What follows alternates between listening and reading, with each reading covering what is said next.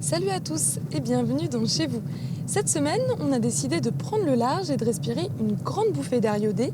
Notre destination, les Moutiers-en-Ré, alors située à une quarantaine de kilomètres au sud de Nantes et au sud de Saint-Nazaire. C'est une commune qui est au bord de la mer, elle compte environ 1500 habitants à peu près, et qui s'appelle les Monastériens et les Monastériennes. Mais la particularité en fait des Moutiers-en-Ré, ce sont les personnes qui y vivent. Ils sont plusieurs à avoir décidé de faire vivre leur commune. Et là, on a rendez-vous avec Bernard Thébault. Il est paludier. Il y a 11 ans, il a décidé de tout plaquer pour vivre d'une grande passion. Il a bien accepté de nous faire visiter son marais. Par ici, la visite.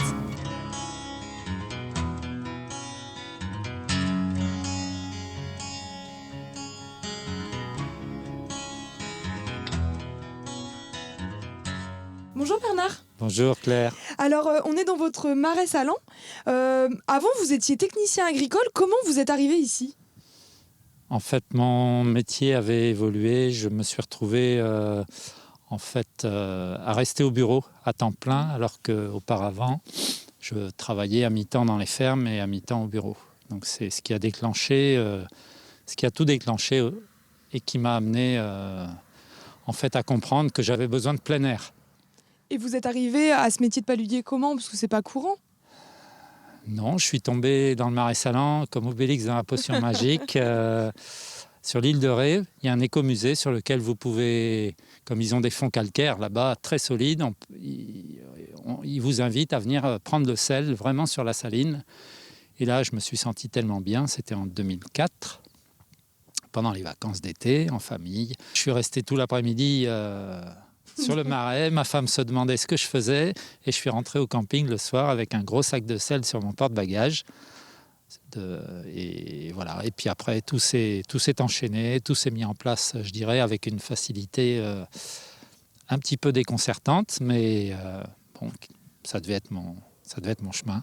Vous êtes arrivé au Moutier par hasard aussi ou finalement vous connaissiez déjà cette Non, ma ville ? femme est originaire du secteur, donc et comme pendant cette fameuse visite, j'avais observé que la région, le Marais breton ici sur lequel on se trouve, était en fait avait une grande histoire liée au sel, qui est complètement inconnue, qui est passée aux oubliettes, mais qui était mentionnée quand même pendant cette visite comme étant une zone quasiment abandonnée.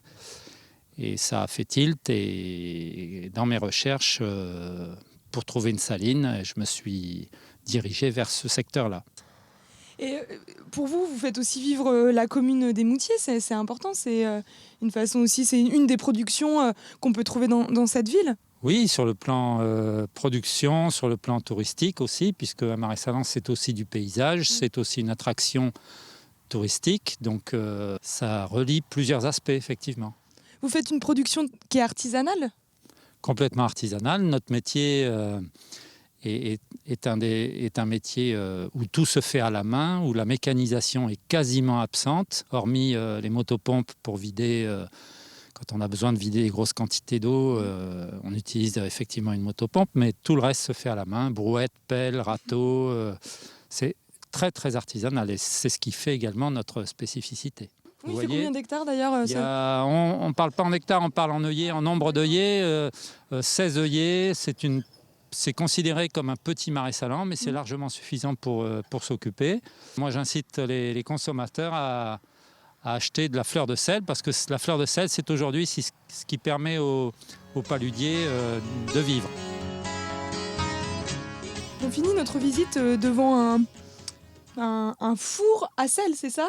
Qui date de la période gauloise. Oui. Qu'ils ont reconstitué. Avant que les marais salants arrivent, au temps gaulois et même avant, on faisait quand même du sel ici. Ils faisaient chauffer de la saumure dans des augers qui étaient le réceptacle dans lequel on évaporait cette saumure par un chauffage par le dessous. Vous avez vu, sous les arches, on enfournait la braise.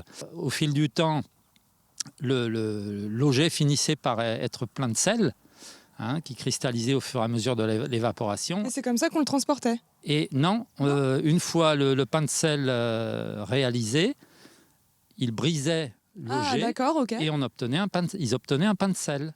On va finir sur une petite remarque que vous nous avez fait quand on est arrivé. Vous avez une formule assez poétique pour définir votre métier. Vous dites qu'un marais, c'est... Ah oui, le marais salant, pour moi, c'est une fabrique à nuages. Et pourquoi justement c'est une fabrique à nuages? Puisque c'est un évaporateur solaire, donc c'est un distillateur solaire aussi. Tout ça, ça se rejoint. Très bien, et merci beaucoup Merci à vous. Bernard de nous avoir fait visiter votre marais.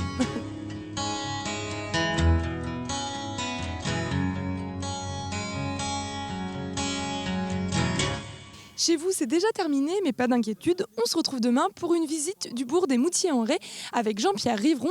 Excellente soirée sur Télé Nantes.